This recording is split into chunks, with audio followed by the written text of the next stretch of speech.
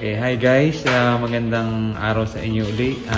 Nandito na naman tayo uli para pag-usapan natin ang do it yourself about sa mga sasakyan. So ang topic natin for today about solenoid switch starter. So naranasan niyo na ba minsan na ayaw mag-start ng inyong sasakyan? Halimbawa, galing kayo sa biyahe, pagkatapos pag off nyo nung engine, then aalis na kayo, ayaw na siyang mag-start, so hirap.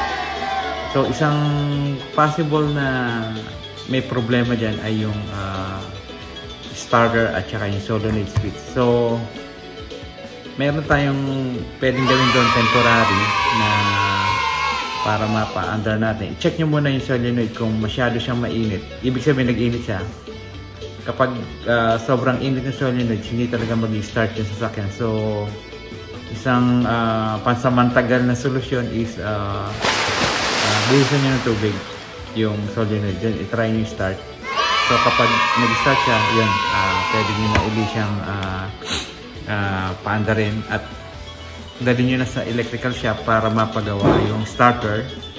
So yung starter nyo is palinis nyo na, pati yung solenoid switch para baka puno na ng carbon. So dalhin nyo na sa pinakamalapit na trusted na electrical shop nyo para gamitin yun. And then meron pa akong ibibigay sa inyo ibang tips. Ano yung possible na pwedeng pagmulan nung pagiging ayaw pag-start ng ating sasakyan. So pwede siyang sa mga wires, loose fuses, pwede rin sa defective na relay, at pwede rin naman siya sa mga loose connectors at defective ignition switch. So dun muna tayo sa mga basic at madaling gawin. So dun muna sa starter at solenoid switch. Check nyo muna kung ano ang problema dun. Then bibigyan ko rin kayo ng tips paano ba siya matrace.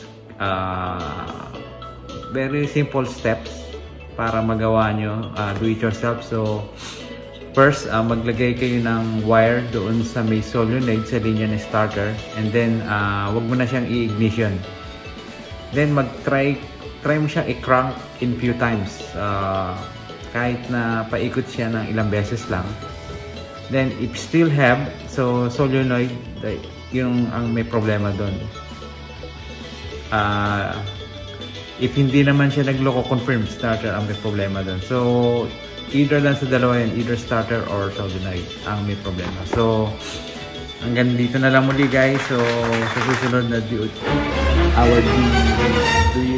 DIY, so ingat na lang sa pagmamaneho at lagi natin tandaan, lagi natin i-check ang ating sasakyan bago tayo bumiyahe ng malayo. So don't forget to like, subscribe and share my video. Okay, good day. Bye.